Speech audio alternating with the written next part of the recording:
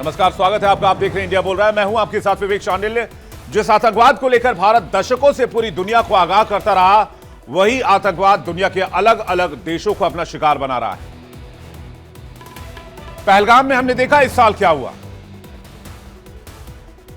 इसके बाद हमने देखा दिल्ली में किस तरह से लोन वोल्फ अटैक हुआ, और अब ऑस्ट्रेलिया के सिडनी में कुछ ऐसा ही आतंकी हमला हुआ है।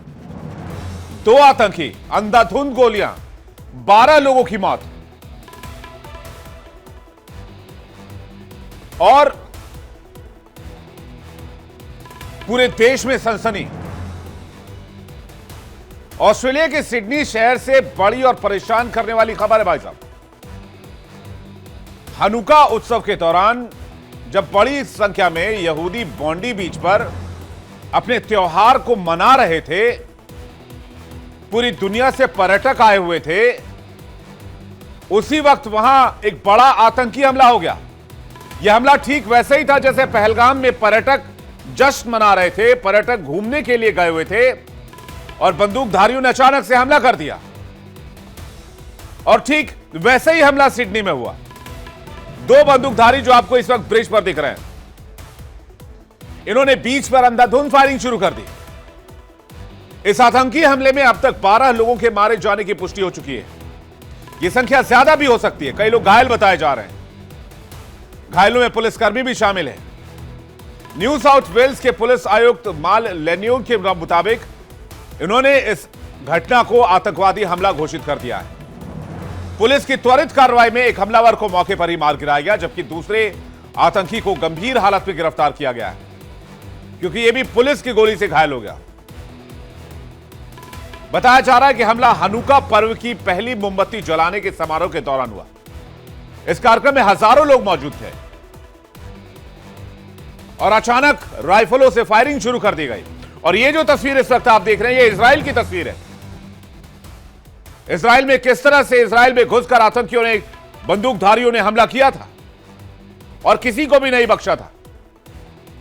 और ठीक वैसे ही हमला पहलगाम में हुआ। और ये जो तस्वीर आप देख रहे हैं, ऑस्ट्रेलिया सिडनी की तस्वीर देख रहे हैं, बॉन्डी बीच की ये तस्वीर है। अचानक राइफल से फायरिंग शुरू होते ही पूरे इलाके में अफरा तफरी मच गई। लोग जान बचाने के लिए इधर उधर भागने लगे। याद कीजिए पहलगाम वाला दृश्य, और याद कीजिए इस दृश्य को देखिए, और पहलगाम वाले विजुअल को याद कीजिए, तस्वीरों को याद कीजिए। क्या फर्क है इन दोनों में? हालांकि वहां मौजूद कुछ पर्यटकों ने हिम्मत दिखाई, और ये देखिए पहलगाम वाला दृश्य आपके सामने हमने रखा है। मैं पीसीआर से रिक्वेस्ट करूंगा, एक तरफ पहलगाम की तस्वीर रखें और एक तरफ सिडनी पर हमले की तस्वीर को रखें। 2 अलग अलग तस्वीरें, 2 तरफ हम आपको दिखाते हैं किस तरह से आतंकी हमलों को अंजाम दिया जाता है। पहलगाम में भी सेम पैटर्न दिखता है, वही पैटर्न सिडनी में नजर आता है। ये 2 तस्वीरें आपके सामने हैं, और हमने दशकों से कहा है आतंकवाद पूरी दुनिया के लिए नासूर है। लेकिन अमेरिका जैसा पावरफुल देश अगर पाकिस्तान के साथ कंधे से कंधा मिलाकर खड़ा होगा, तो दुनिया खाक आतंकवाद से लड़ेगी। अब ये हनुका फेस्टिवल क्या चल रहा था, इसके बारे में भी जरा जान लीजिए। यहूदी समुदाय का एक प्रमुख त्योहार है, इसे रोशनी का त्योहार भी कहा जाता है। यह त्योहार पूरे 8 दिनों तक चलता है। खुशी के मौके पर परिवार वाले मेनोराह जलाते हैं। मेनोराह जलाना पारिवारिक मिलन का एक प्रतीक है, और यह पुनर्समर्पण और चमत्कारी तेल की कहानी से जुड़ता है। मेनोराह चमत्कार का प्रतीक माना जाता है कि यहूदी त्योहार है। यहूदी मतलब इजराइल के लोग इसे दिवाली की तरह मनाते हैं। हिब्रू कैलेंडर के किस्लेव महीने की 25 तारीख से शुरू होकर 8 दिन और 8 रातों तक यह मनाया जाता है। हिब्रू शब्द में हनुका का अर्थ है समर्पण, जो इस पर्व के मुख्य विषय को दर्शाता है, जिसमें 164 ईसा पूर्व में सेल्यूसिड साम्राज्य द्वारा अपवित्र किए जाने के बाद जेरूशलम में दूसरे मंदिर का पुनः समर्पण किया गया था। ऑस्ट्रेलिया के सिडनी में हुए आतंकी हमले ने एक बार फिर से वही सवाल खड़ा कर दिया है कि त्योहारों, सार्वजनिक आयोजनों को आतंकी निशाना क्यों बनाते हैं। आपको दिल्ली का हमला याद कीजिए आप, 10 नवंबर 2025 शाम के 6:52, एक भीड़ भाड़ वाला इलाका और वहां पर एक आत्मघाती हमला। 3 तस्वीरें आपके सामने हैं।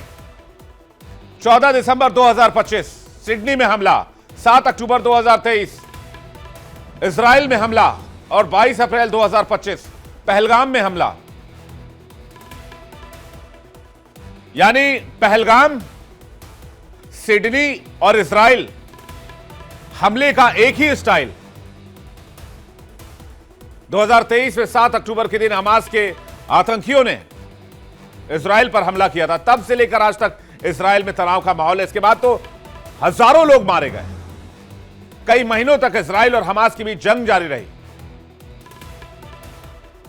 बीते महीने जम्मू कश्मीर के पहलगाम में आतंकी हमला हुआ था, जिसके जवाब में भारत ने पाकिस्तान को ऑपरेशन सिंदूर के जरिए जवाब दिया। भारत हर अंतर्राष्ट्रीय मंच पर कहता आया है आतंकवाद के खिलाफ दुनिया को एकजुट होना होगा, लेकिन दुनिया आतंकवाद को गुड टेररिज्म और बैड टेररिज्म के चश्मे से देखती है। अमेरिका पाकिस्तान के साथ खड़ा होता है। आईएमएफ से पैसे जाते हैं पाकिस्तान को। क्या पाकिस्तान में पहुंचने वाला पैसा आतंकियों के हाथ नहीं पहुंच रहा है? बिल्कुल पहुंच रहा है। मुनीर व्हाइट हाउस में लंच कर रहा है।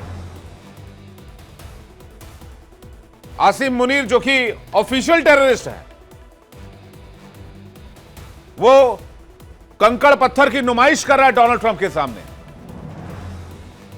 फिर कहते हैं दुनिया भर में आतंकी हमले हो रहे हैं, इन आतंकियों से लड़ने की आवश्यकता है। बड़ी बड़ी बातें की जाती हैं, बड़ी बड़ी दलीलें दी जाती हैं, लंबे लंबे सेंटेंस पढ़े जाते हैं, 4 कैंडल जलाए जाते हैं, लेकिन आतंकवाद से लड़ने के लिए कोई एकजुट नहीं होना चाहता। अब सवाल यह है कि आतंकवाद को लेकर अगर दुनिया एकजुट नहीं होगी, आतंकवाद का असली चेहरा नहीं पहचाना जाएगा, तो फिर आतंकवाद से लड़ाई कैसे होगी? पाकिस्तान को आईएमएफ से बार बार लोन देना, 27 बार लोन देना, क्या वो पैसे आतंकियों के पास नहीं जा रहे हैं? क्या पाकिस्तानी आर्मी और आईएसआई उन पैसों का इस्तेमाल आतंकी गतिविधियों के लिए नहीं कर रही है? जाहिर सी बात है, इसका जवाब हां में है। सिडनी में आतंकी हमला करने वाला आतंकी अगर आतंकी है, तो पहलगाम में घुसने वाले भी आतंकी है। यह दुनिया की बड़ी ताकतों को नहीं दिखता है, चाइना को नहीं दिखता है, अमेरिका को नहीं दिखता है। इस बड़े मुद्दे पर बातचीत करने के लिए इस वक्त मेहमानों का एक बहुत बड़ा पैनल हमारे साथ जुड़ रहा है। कर्नल एस के मलिक, भू राजनीतिक विश्लेषक, हमारे साथ जुड़ रहे हैं। पूर्णिमा नाथ, नेता रिपब्लिकन पार्टी, हमारे साथ इस वक्त जुड़ रही हैं अमेरिका से लाइव। डॉक्टर सज्जाद बुखारी हमारे साथ जुड़ रहे हैं, पत्रकार हैं पाकिस्तान से। बहुत स्वागत है आपका। संजीव श्रीवास्तव हमारे साथ जुड़ रहे हैं, विदेश मामलों के जानकार, बहुत स्वागत है आपका। पूर्णिमा नाथ जी, आपका भी बहुत स्वागत है। दर्शकों का भी बहुत स्वागत है। और संजीव मलिक का फिलहाल इंतजार करते हैं, अभी संजीव मलिक हमारे साथ जुड़े नहीं हैं। संजीव श्रीवास्तव जी से मेरा पहला सवाल है, आतंकवाद पर डबल स्टैंडर्ड आखिर पूरी दुनिया में कब तक चलता रहेगा? मैं तो कहता हूं पाकिस्तान में भी आतंकवाद है और पाकिस्तान के आतंकवाद को भी उसी चश्मे से देखा जाना चाहिए, लेकिन पाकिस्तान उस आतंकवाद को उस चश्मे से नहीं देखता। पाकिस्तान जो हमले भारत में होते हैं उसको कहता है ये आजादी की लड़ाई चल रही है, और जो हमले पाकिस्तान के अंदर टीटीपी करता है वो कहते हैं आतंकवादी है ये। ऑस्ट्रेलिया में जो हमला हुआ, पहलगाम में जो हमला हुआ, और जो हमला इजराइल में हुआ, जो हमला दिल्ली में लाल किले पर हुआ, किसमें फर्क है? Sanjeev ji, thank you. देखिए विवेक जी, सबसे पहले मैं आपके चैनल के माध्यम से भी इस पूरी जो घटना, जो आतंकवादी हमला सिडनी के बॉन्डी बीच पर किया गया है, उसकी मैं कड़े से कड़े शब्दों में निंदा ही नहीं भर्त्सना करता हूं। और जाहिर है कि ये जो घटना है ये उसी तरीके की घटना है जैसा कि भारत के पहलगाम में जो आतंकियों ने एक जो क्लैश ऑफ सिविलाइजेशन की जो शैतानी आसुरी जो सोच दर्शाई थी, और हिंदू और मुस्लिम कम्युनिटी के लोगों को अलग अलग करके सेग्रीगेट करके हिंदू कम्युनिटी के लोगों की हत्या की थी, उसी तरीके की जो घटना आज सिडनी के इस बॉन्डी बीच पर इन आतंकियों ने एक यहूदी फेस्टिवल हनुका, जो कि एक बेहद महत्वपूर्ण यहूदी कैलेंडर का जो फेस्टिवल है, यहूदी लोग इसे सेलिब्रेट करते हैं। और आपने विवेक जी इसके बारे में बताया भी कि इसका कितना गहरा महत्व है पूरे यहूदी जीव समुदाय के लिए है। उसके पहले दिन ही उन्होंने इस तरीके की एक आसुरी और शैतानी सोच को दर्शाते हुए हमला किया है। कम से कम 11 लोग इसमें मारे गए हैं, 11 से भी ज्यादा की संख्या में घायलों की संख्या है, ये बढ़ भी सकती है। और जाहिर है कि ये जो सोच है ये उसी तरीके की सोच है, जैसा कि मैंने पहलगाम की बात तो की ही, लेकिन जो 7 अक्टूबर 2023 को हमास नामक आतंकी संगठन ने जो एक म्यूजिक फेस्टिवल, वो भी एक सेलिब्रेशन ही था, जो कि 7 अक्टूबर 2023 को ज्यू कम्युनिटी के लोग एक म्यूजिक फेस्टिवल सेलिब्रेट कर रहे थे और उस पर हमास ने जैसा हमला किया था, ये उसी तरीके की शैतानी और आसुरी सोच के तहत किया गया है। और ये जो आतंकी हैं, इनका लक्ष्य धर्मों के बीच में टकराव को बढ़ाने का, घृणा को बढ़ाने का और पूरे विश्व के अंदर जो एक धार्मिक उन्माद और एक धर्मों को आपस में युद्ध कराने की उनकी साजिशों के तहत ही किया गया, जिसको हम कहते हैं क्लैश ऑफ सिविलाइजेशन की शैतानी विचारधारा, धर्मों को आपस में लड़ाने की शैतानी सोच, आसुरी सोच, उसी के तहत ये किया गया है। और इसका एक ही मात्र जवाब है कि ऐसे आतंकियों के खिलाफ जीरो टॉलरेंस का रुख अपनाना होगा और पूरे विश्व को इसकी कड़ी से कड़ी जो निंदा और भर्त्सना ही नहीं, बल्कि इसके ऊपर सिर्फ एक्शन भी लेकर के दिखाना होगा। आपने अमेरिका की बात की, अमेरिका के अंदर हमने देखा है कि जब कभी भी हमला कोई हो जाता है तो अमेरिका उसके लिए जीरो टॉलरेंस की नीति पर चलता हुए वो आतंकियों को ढूंढने के लिए दुनिया के किसी भी कोने में पहुंच जाता है। लेकिन अमेरिका को चाहिए या विश्व के अन्य जो यूरोपीय राष्ट्र हैं जहां कहीं भी आतंकवाद की चुनौती है कि उसमें डबल स्टैंडर्ड्स को त्यागा जाए। अन्य जगहों पर भी जो आतंकवादी हमले होते हैं उसको भी उसी नजरिए, उसी चश्मे से देखा जाना चाहिए जैसा कि आपके अपने ऊपर जब होता है तो आप उसका करते हैं। और मेरा ऐसा मानना है कि आपने देखा कि हमारे प्रधानमंत्री श्री नरेंद्र मोदी ने इस घटना का गहरा संज्ञान लेते हुए इसकी कड़ी निंदा की है और ये इस बात को स्पष्ट रूप से कहा है कि आतंकवाद के खिलाफ जो जीरो टॉलरेंस का अप्रोच ही इसका एक इलाज हो सकता है। आतंकवाद चाहे किसी भी फॉर्म और मैनिफेस्टेशन में क्यों ना हो, उसके खिलाफ सख्त से सख्त कार्रवाई ही इसका उपाय है। आतंकियों को सिर छुपाने की जगह कहीं नहीं मिलनी चाहिए, कहीं भी ये बचने नहीं चाहिए, दुनिया का कोई भी कोना क्यों ना हो, क्योंकि जब तक ये दानव, ये जो शैतान, ये जो आसुरी शक्तियां, अगर इनके खिलाफ नरमी का बर्ताव किया जाएगा तो ये और अधिक सर उठाएंगे। तो इसलिए मेरा मानना है कि काइनेटिक एक्शन होना ही चाहिए। इजराइल जहां तक ऑस्ट्रेलिया की बात है, देखिए जॉइंट फोर्स का गठन किया जाए, दुनिया के जितने पावरफुल मुल्क हैं वो जॉइंट फोर्स का गठन करके ऐसे आतंकियों के खिलाफ वर्ल्ड वाइड ऑपरेशन लॉन्च करें जैसे कि इंटरपोल करती है। ऐसे ही हमें एक ऐसे फोर्स की जरूरत है जो इंटरनेशनली किसी भी देश में जाकर ऑपरेशन को अंजाम दे सके ऐसे फोर्सेस के खिलाफ। लेकिन प्रॉब्लम यहां पर यह है कि आईएमएफ से 27,000 पाकिस्तान को लोन मिलता है। वो पैसा जो पाकिस्तान जाता है वो क्या टेररिस्टों के पास नहीं जा रहा होगा? देखिए, पाकिस्तान तो आतंक परस्त राष्ट्र है, उसके यहाँ जो भी पैसा जाता है वो आतंक के लिए इस्तेमाल होता है, डाइवर्ट किया जाता है फंड्स को, वो करप्ट पॉकेट्स में जाता है। एक ऐसा राष्ट्र जो कि आतंकवाद का एपी सेंटर है और वो एक ऐसा राष्ट्र है जो कि आतंकवाद को अपने तो फिर वो व्हाइट हाउस में जाकर लंच कैसे कर रहे हैं आसिम मुनीर?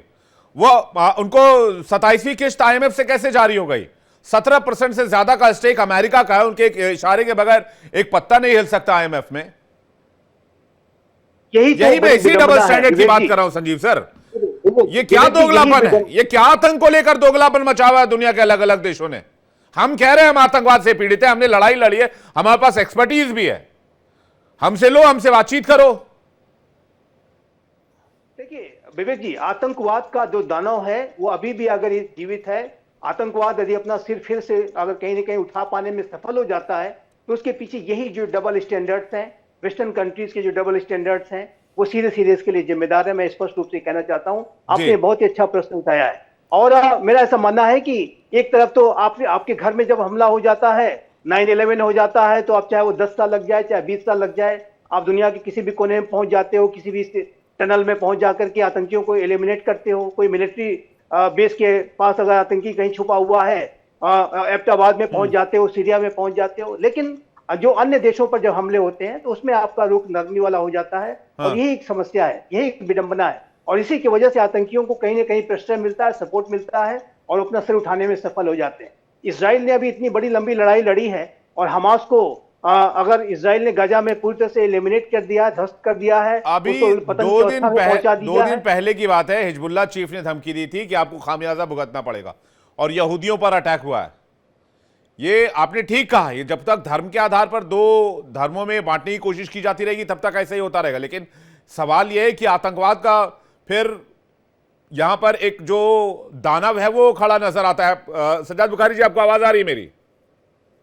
जी आ रही है जी। मैं आपसे ये जानना चाह रहा हूं, आखिर आतंकवाद को लेकर ये डबल स्टैंडर्ड क्यों है? आप जैसे देखिए विवेक जी, आदाब अर्ज़ है। जी विवेक जी, आदाब अर्ज है। डबल स्टैंडर्ड की जहां तक आपने बात की, तो हम भी तो इसी डबल स्टैंडर्ड्स के लिए अरसे दराज से जो है वो बैनुल अक़वामी दुनिया की तवज्जो मबजूल करवा रहे हैं कि एक तरफ आप दहशतगर्दी और इंतहा पसंदी का खात्मा चाहते हैं, दूसरी जानिब आपका एक नॉन नेटो अलाई आप उसको कहें या जिसके साथ आप डिफेंस पैक्ट करते हैं, वही इस आतंकवाद का न सिर्फ प्रचार करता है बल्कि वो इस आतंक के हवाले से अगर बात की जाए तो वो सबसे ज्यादा इस पूरे खिते में जो है वो आतंक का मौजब बना हुआ है, उसकी वजह बना हुआ है। नाम वो टेररिज्म का लेता है, बार बार टेररिज्म का नाम लेता है, लेकिन उसका टेररिज्म जो है वो एक्सपोर्ट हो रहा है। और ये जस्टिस ट्रूडो की बात करें या अमेरिकन सीआईए और इंटेलिजेंस रिपोर्ट की बात करें, जिसमें ये पूरी दुनिया तक आपका जो है दहशतगर्दी और इंतहा पसंदी का जो रोल है वो पूरी दुनिया में अभी स्टेब्लिश्ड हो चुका है। हाँ, एक्सट्रीमिज्म और टेररिज्म में थोड़ी सी तफरीक है। और फ्रीडम फाइटर की जो आपने बात की थी कि हम फ्रीडम फाइटर के इल्जाम लगाते हैं, देखें आर्टिकल 57 है यूएन का जो चार्टर है, उसके मुताबिक भी जो है सेल्फ डिफेंस जो है वो तो उनका फंडामेंटल और बेसिक जो है उनका बुनियादी हक है कि वो अपनी सेल्फ डिफेंस में आर्म स्ट्रगल तक की भी उनको इजाजत दी गई है, किसी किस्म की भी ऑक्यूपेशन में। अब आप देखें कि अमेरिका की जो रियासत है रोड आइलैंड, वहां पर एक यूनिवर्सिटी में 2 तलबा जो है उनको दहशतगर्दी का निशाना बनाया गया, फायरिंग हुई और 2 अफराद उसमें अरे वो हलाक हुए। अलग और मैटर अमेरिका है, ने कहा कि ये दौलत इस्लामिया, सुन लेना सर, वो मैं गन बता कल्चर रहा का क्या। विषय है।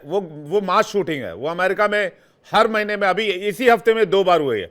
वो मास शूटिंग का मैटर अलग है, वो गन कल्चर का मैटर अलग है। आप उसको टेररिज्म से मत सर जोड़िए।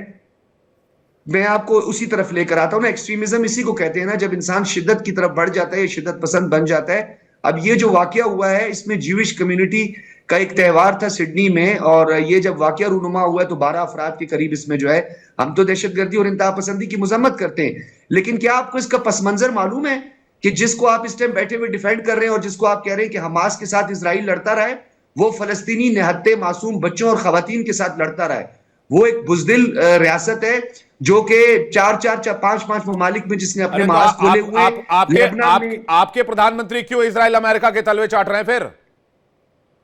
हमारे प्रधानमंत्री नहीं, हमारे तो पासपोर्ट में आपके भी, आसिम हमारे मुनीर क्यों पासपोर्ट में भी आपके आसिम मुनीर क्यों तलवे चाट रहे हैं फिर अमेरिका के और आपके हम इजराइल किसी के? किस्म की कोई भी तलवे नहीं चाहते रहे। तो हम फिर आप फलस्तीन क्यों में वहां पर, क़याम-ए-अमन आप के वहां लिए पर और क्यों गजा, फोर्स, आप वहां पर क्यों फोर्स भेजने के लिए राजी हो गए आप? हम वेस्ट बैंक, गजा और फलस्तीनियों के तहफ्फुज के लिए और उन बच्चों की बेरहमाना जो कत्लो गारत है उसको रोकने के लिए हम दीगर अपने जो ओपेक कंट्रीज हैं उनके साथ मिलकर, और जब हमास ने 6-6 महीने के बच्चों को माइक्रोवेव में कुक कर दिया, वो क्या था? वो आजादी की लड़ाई थी। ये आपकी झंडू कहानी है। ये झंडू कहानी जो है पढ़ ये लीजिए आपका जाके जो है थोड़ा वो सा। आरटी ने, सजाद बुखारी, आप थोड़ा सा टाइम्स रिसर्च ऑफ कर इंडिया, लीजिएगा। मैं आपको पढ़ा लिखा एक समझदार पत्रकार मानता हूं, आप थोड़ा रिसर्च कर सर, लीजिएगा। Indian.com अगर मेरे से जो है फैक्ट ना में निकाली हुई अगर मेरे खबर फैक्ट आप में बताएं। गड़बड़ी हुई, और मैं आपको फैक्ट, आप इंडिया.com क्या करते रहते हैं, मैं आपको इंटरनेशनल वेबसाइट्स की न्यूज भेज देता हूं। की बात कर रहा हूं, ये फेक न्यूज सुनाते रहते हैं आप मुझे एक बात बताएं, क्या वहां पे जेनोसाइड नहीं हुआ बच्चों का? क्या जेनोसाइड नहीं हुआ वहां पे? किसने पहले किया? क्या किसने मुझे पहले बताएं? किया? अच्छा, मुझे बताएं, अमेरिका ने वेपन, हमास से पहले किया हमला या इजराइल ने पहले हमला किया? ये बताइए आप मुझे। हमास से पहले किसने हमला किया? हमास के इस हमले से पहले वेस्ट बैंक से लेकर गजा की पट्टी तक, साइलों तक किसने जो है बस्तियां जो है आबाद की गैर कानूनी तौर पर? आप मुझे ये बताएं। मैं यहाँ पे हमास को नहीं डिफेंड करने के लिए बैठा। नहीं, आप हमास को डिफेंड कर रहे हैं। यही तो, इसी चीज की बात मैं कर रहा हूं Sajjad Bukhari ji. This is double standard. यही है दोहरा चेहरा। देखिए मेरी बात सुने, मैं आपको मुतादिद बार कह चुका हूं और मैं बार बार आपको ये कह रहा हूं। आपके प्रोड्यूसर साहब पता नहीं शायद मुझे बार बार बीच में राब्ता कर रहे हैं, पता नहीं क्या वजह, शायद उनको ऑडियो का कोई इशू आ रहा है। तो मैं ये कहना चाह रहा हूं, देखिए आप मुझे बात मुकम्मल कर लेने दें कि दुनिया एक्सट्रीमिज्म और टेररिज्म का खात्मा चाहती है तो उसको सबसे पहले ऑक्यूपेशंस, इलीगल ऑक्यूपेशंस को, जिसमें इंक्लूडिंग पैलेस्टाइन है और मकबूजा जम्मू एंड कश्मीर है, यानी Indian illegal occupied Jammu and Kashmir है। साउथ सुडान का मसला हल हो जाता है। अरे हमारा कश्मीर छोड़ दीजिए, आपने जो ऑक्युपाई कर रखा उस कश्मीर में देखिए ना क्या हालत है। जमीन पे देखिए क्या स्थिति है। ऑक्यूपेशन की मुखालफत कर, और राजा हरी सिंह ने एक्सेशन साइन किया इंडिया के साथ। कौन सा ऑक्यूपेशन भाई साहब? लिखित दस्तावेज है हमारे साथ। कौन सा ऑक्यूपेशन? ये बात जाकर आप यूएन को बताएं। ये बात आप यूएन को बताएं। उनकी जो रेजोल्यूशन सिक्योरिटी काउंसिल आज की तारीख में यूएन सफेद हाथी से ज्यादा कुछ नहीं है। यूएन को कोई नहीं मानता है। छोड़े यार, आप यूएन के एक छोटे से नुमाइंदे की एक छोटी सी खबर लेकर उस पर इतने टॉक शोज कर देते हैं। कि जनाब पाकिस्तान में ये हो गया वो हो गया, और आप यहाँ पे मुझे कह रहे हैं कि आप यूएन को नहीं मानते हैं, यूएन की रेजोल्यूशंस को नहीं मानते। मैं कौन सा रेजोल्यूशन भाई साहब, जब एक्सेशन हमारे साथ है। मैं आ रहा हूं आपके पास वापस मलिक साहब और पूर्णिमा नाथ जी भी कुछ कहना चाह रही हैं। संजीव सर से पहले कुछ कहना, संजीव सर कुछ कहना चाह रहे थे आप। संजीव सर, ये आतंकवाद को किसी भी आधार पर मैं कहूंगा जस्टिफाई नहीं किया जा सकता है। हमास नामक आतंकी संगठन ने यह शुरुआत की थी। 7 अक्टूबर को अगर किसी ने जेनोसाइड किया तो हमास ने जेनोसाइड किया था। हमास 2007 से 2023 तक उसने शासन किया गाजा पे, और इजराइल ने उसको बहुत कोऑपरेट करने की कोशिश की, सब्सिडीज देता था। गाजा के लोग इजराइल में आते थे, काम धंधा करके वापस लौट जाते थे, शांति से रहते थे, और इजराइल के लोगों को लगता था कि इस तरीके के कोऑपरेशन करने से संभव है कि इसके अंदर कोई परिवर्तन आ जाए। लेकिन 2007 से 2023 के बाद भी कोई परिवर्तन नहीं आया।